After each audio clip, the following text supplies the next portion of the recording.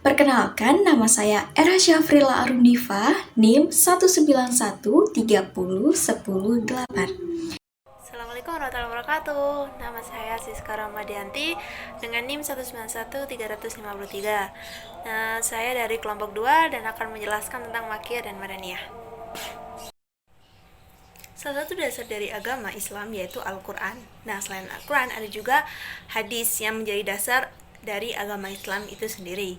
Nah, Al-Quran memiliki fungsi sebagai berikut. Yang pertama yaitu bukti identitas Nabi Muhammad melihat kebenaran ajarannya.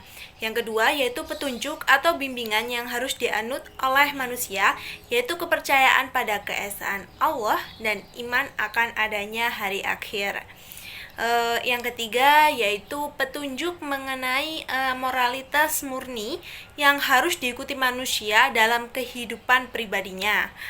Dan yang terakhir atau yang keempat yaitu menjelaskan dasar syariah dan hukum yang harus ditaati manusia kepada Tuhan dan juga antar manusia. Dengan kata lain, Al-Quran adalah pedoman bagi semua manusia memulai jalan yang harus ditempuh untuk kebahagiaan hidup di dunia maupun hidup di akhirat. Menurut sejarah Islam, Al-Quran diturunkan secara bertahap-tahap. Hal ini dikarenakan turunnya ayat dalam Al-Quran disesuaikan dengan keadaan atau kondisi yang ada saat itu. Nah, perkembangan studi Al-Quran terdapat dinamika yang akhirnya memunculkan istilah-istilah. Nah, salah satunya yaitu Makiyah dan Madaniyah. Penamaan ayat Al-Quran ini menjadi ayat Makiyah dan Madaniyah memang berasal dari kedua kota yaitu Mekah dan Madinah. Pembahasan pertama kita yaitu tentang pengertian. Kata Makkih berasal dari Makkah dan Madani berasal dari kata Madinah. Nah, kedua kata tersebut telah dimasuki ya nisbah sehingga menjadi Makiyah dan Madani menjadi Madaniyah. Makiyah mempunyai arti yaitu ayat-ayat Mekah, sedangkan Madaniyah mempunyai arti ayat-ayat Madaniyah. Dalam Islam, Makkah dan Madinah mempunyai sejarah yang penting dalam proses penyebaran agama Islam. Nah, dari sini definisi Makiyah dan Madaniyah tidak hanya memiliki arti yang sempit, akan tetapi dilihat dari juga unsur sejarah Rasulullah SAW dalam menyebarkan Islam. Untuk membedakan Makiyah dan Madaniyah, ada pun 3 macam teori menurut ulama dan mempunyai dasar teori sendiri-sendiri. Untuk yang pertama yaitu teori historis, yang kedua yaitu teori geografis, dan yang ketiga yaitu teori objektif. Dalam bukunya Ahmad Syamadian menjelaskan diantaranya yaitu yang pertama yaitu teori makani atau teori tempat. Teori ini berarti Makki adalah ayat yang turun di kota Mekah dan sekitarnya termasuk Mina, Hudaybiyah, dan Arafah. Sedangkan Madaniyah adalah ayat yang turun di kota Madinah dan sekitarnya seperti Uhud, Kuba, Badar, dan lain-lain. Teori ini mengatakan surat Makiyah turun di Mekah. Teori tempat ini juga mengatakan bahwa setelah Nabi hijrah, ayat yang turun di Mekah disebut juga ayat Makiyah. Seperti ayat yang turun saat Fatu Mekah. Seperti yang kita tahu, setelah terjadinya hijrah, kota Mekah ditaklukkan. Yang selanjutnya yaitu teori waktu atau bisa disebut dengan teori zamani.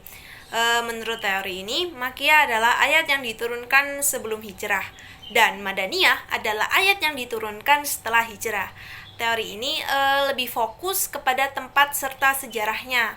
Peristiwa hijrah Nabi dari Mekah menuju Madinah adalah tonggak dari teori zamani ini. Nah, dapat disimpulkan bahwa Makiyah adalah ayat yang turun pada saat sebelum hijrah, baik turun di Mekah maupun di tempat lainnya. Lalu Madaniyah adalah ayat yang turun setelah hijrah, baik turun di Mekah maupun di maupun di Madinah, yang berarti meskipun ayat itu turun di Mekah, tapi pada saat pasca hijrah, maka ayat tersebut termasuk ayat Madaniyah. Nah, yang ketiga yaitu teori muhtab atau teori pewahyuan. Teori ini berfokus kepada siapa ayat tersebut ditunjukkan. Jika ayat tersebut ditunjukkan kepada penduduk Mekah, maka ayat tersebut termasuk makiyah. Begitu juga sebaliknya, jika ditujukan kepada penduduk Madinah, maka ayat tersebut termasuk ayat Madaniyah. Nah, teori ini juga beranggapan bahwa setiap ayat yang dimulai dengan ya ayuhan nas atau yang artinya wahai sekalian manusia, maka ayat tersebut termasuk ke makiyah. Nah, kalau dimulai dengan ya ayyuhallazina amanum, maka ayat tersebut termasuk kepada ayat Madaniyah. Nah, akan tetapi yang menjadi bermasalahan tidak semua ayat berawalan seperti kalimat di atas. Sehingga teori pertama dan ketiga ini, yaitu teori tempat dan teori pewahyuan, kurang kuat sehingga tidak bisa diterima serta kurang bisa diterapkan ke dalam Al-Quran. Dan teori yang terakhir yaitu teori konten analisis. Teori ini mengatakan bahwa surat-surat atau ayat-ayat dalam Al-Quran yang berisi tentang cerita sejarah Nabi dan umat terdahulu baik pada masa jaya maupun kehancuran termasuk kepada ayat makiyah. Sedangkan Madaniyah adalah ayat atau surat yang berisi tentang hukum-hukum seperti faradil, hudud, dan lain-lain. Pendapat dalam teori ini mudah dipahami karena memberikan gagasan yang tegas. Akan tetapi ada juga kelemahannya. Kelemahannya yaitu kita tuh harus paham dan mencermati kandungan dari ayat tersebut. Pembahasan selanjutnya yaitu mengenai contoh ayat. Yang pertama yaitu makaniyah. Saya mengambil contoh yaitu Quran Surat Al-A'raf ayat 206 yang memiliki arti, sesungguhnya orang-orang yang ada di sisi Tuhanmu tidak merasa enggan untuk menyembah Allah, dan mereka menyucikannya, dan hanya kepadanya lah mereka bersujud. Quran Surat Al-A'raf ayat 206 ini merupakan surat makiyah karena merupakan surat sajdah. Yang selanjutnya yaitu saya mengambil contoh Quran Surat Yasin ayat 79 yang memiliki arti, katakanlah ia akan dihidupkan oleh Tuhan yang menciptakannya kali yang pertama, dan dia maha mengetahui tentang segala makhluk. Quran Yasin Surat 79 ini termasuk ayat makiyah karena pengertian dari ayatnya berisi tentang hari akhirat. Yang kedua yaitu adalah Madaniyah. Saya mengambil contoh Quran Surah Al-Maidah ayat 1 yang berbunyi, hai orang-orang yang beriman, penuhilah kata-kata itu, dihalalkan bagimu binatang ternak kecuali yang akan dibacakan kepadamu. Yang demikian itu dengan tidak menghalalkan berburu ketika kamu sedang mengerjakan haji. Sesungguhnya Allah menetapkan hukum-hukum menurut yang dikehendakinya. Nah, ya di atas itu termasuk Madaniyah karena ayatnya itu berisi tentang hukum-hukum. Nah, selanjutnya saya juga akan mengambil contoh Quran Surat Al-Anfal ayat 1 yang berbunyi, mereka menanyakan kepadamu tentang pembagian harta rampasan perang. Katakanlah, harta rampasan perang kepunyaan Allah dan Rasul. Oleh sebab itu, bertakwalah kepada Allah dan perbaikilah hubungan di antara sesamamu dan taatlah kepada Allah dan Rasulnya. Jika kamu adalah orang-orang yang beriman. Nah, ayat di atas juga, ayat itu juga termasuk ayat Madaniyah karena isi kandungan dari ayat tersebut itu berisi tentang hukum. Nah, untuk sebab pembahasan selanjutnya akan dijelaskan oleh rekan saya yaitu Syafrillah. Perkenalkan, nama saya Era Syafrila Arundifa, NIM 191301018. Saya di sini akan melanjutkan presentasi dari Mbak Siska Ramadyanti, yaitu kaidah-kaidah dalam mengetahui makiyah dan madaniyah. Kaidah-kaidah dalam mengetahui surah makiyah dan madaniyah. Sebelumnya, arti kata kaidah menurut Kamus Besar Bahasa Indonesia ialah rumusan asas yang menjadi hukum, aturan yang sudah pasti, patokan dari dalil. Ada beberapa kaidah yang dapat dijadikan patokan untuk menentukan makiyah dan madaniyah. Di antaranya yang pertama yaitu pembahasan detail tentang Makkiyah dan Madaniyah bergantung pada riwayat nakliyah dari orang-orang yang menyaksikan langsung wahyu dan proses penurunannya. Yang kedua, dasar dari surat Makkiyah seluruh ayatnya harus Makkiyah, maka tidak bisa jika ada pendapat bahwa ayatnya sebagian ada Madaniyah kecuali disertai dalil yang valid. Demikian pula surah Madaniyah harus dihukumi dengan ayat Madaniyah kecuali ada dalil yang sah bahwa beberapa ayat itu Makkiyah. Ketiga, ayat atau surat Madaniyah menggunakan ayat atau surat Madaniyah yang diturunkan sebelumnya. Dan juga ayat atau surat Makkiyah tidak boleh membatalkan ayat atau surat Madaniyah. Yang keempat, diturunkannya surat Madaniyah antara lain untuk memberikan pemahaman tentang surat Makkiyah. Demikian pula, suatu surat Makkiyah memberikan pemahaman tentang surat Makkiyah yang lain dan satu arah Madaniyah memberikan pemahaman tentang surah Madaniyah lainnya sesuai urutannya.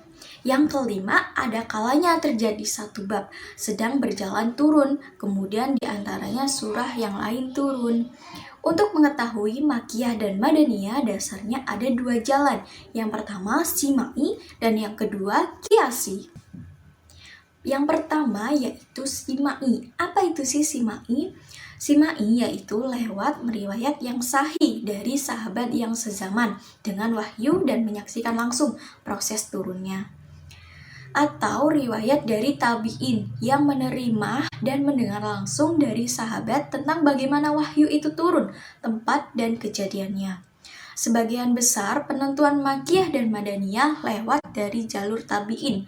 Tabi'in ini banyak yang memenuhi kitab-kitab tafsir, al-ma'thur, buku-buku tentang asbab al-nuzul, dan buku-buku ulum Al-Quran. Yang kedua, Qiyasi. Apa sih Qiyasi itu? Qiyasi yakni melalui penelitian dan penelusuran semua ayat dan surat untuk menarik kesimpulan tentang ciri-ciri Makkiyah dan Madaniyah. Cara ini menelusuri dengan mencatat apa saja dari ayat atau surat Makkiyah dan apa ciri ayat atau surat Madaniyah tersebut. Jika dalam surat Makkiyah ada ayat yang bersifat Madaniyah atau mengandung indikasi bahwa ayat tersebut turun di Madinah, maka mereka para ulama itu menyebut ayat tersebut adalah Madaniyah. Begitu pula jika dalam surat Madaniyah terdapat ayat yang bersifat Makkiyah atau mengandung indikasi bahwa ayat tersebut turun di Mekah, mereka menyebutnya dengan ayat tersebut Makkiyah. Jika sebuah bab menemukan karakter Mekah, mereka mengatakan bahwa surat itu Makkiyah. Jika dalam sebuah surat ditemukan karakter Madinah, mereka pun berkata bahwa surah itu Madaniyah. Selanjutnya, apa sih kegunaan kita mempelajari surah Makkiyah dan surah Madaniyah? Adapun banyak kegunaan kita mempelajari surah Makkiyah dan Madaniyah. Yang pertama yaitu sebagai alat untuk memahami Al-Quran, karena pengetahuan ini memberikan kontribusi penting untuk tafsir yang benar dari ayat-ayat Al-Quran. Yang kedua, berbekal ilmu ini kita bisa membedakan dan mengetahui ayat mana yang mansukh dan nasikh. Artinya, jika ada dua atau lebih ayat terdapat masalah dan hukum yang terkandung dalam ayat-ayat ini saling bertentangan. Yang ketiga, dapat mempelajari sejarah hukum Islam dan pembangunan yang bijaksana secara umum. Dan jadi kita bisa meningkatkan keyakinan kita pada Allah dan kearifan Islam dalam mendidik masyarakat secara individu maupun sosial. Yang keempat, ilmu ini dapat meningkatkan keyakinan kita terhadap kebesaran Allah, kesucian, dan keaslian Al-Quran.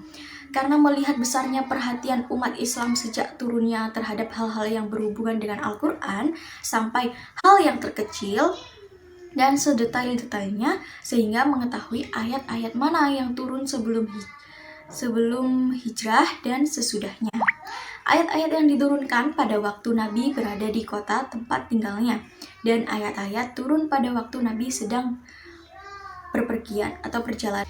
Yang kelima, dapat mengetahui situasi dan kondisi lingkungan masyarakat pada waktu turunnya Al-Quran, khususnya masyarakat Mekah dan Madinah. Sekian presentasi dari kelompok 2. Semoga penjelasan dari kami bermanfaat bagi kita semua. Wassalamualaikum warahmatullahi wabarakatuh. Terima kasih.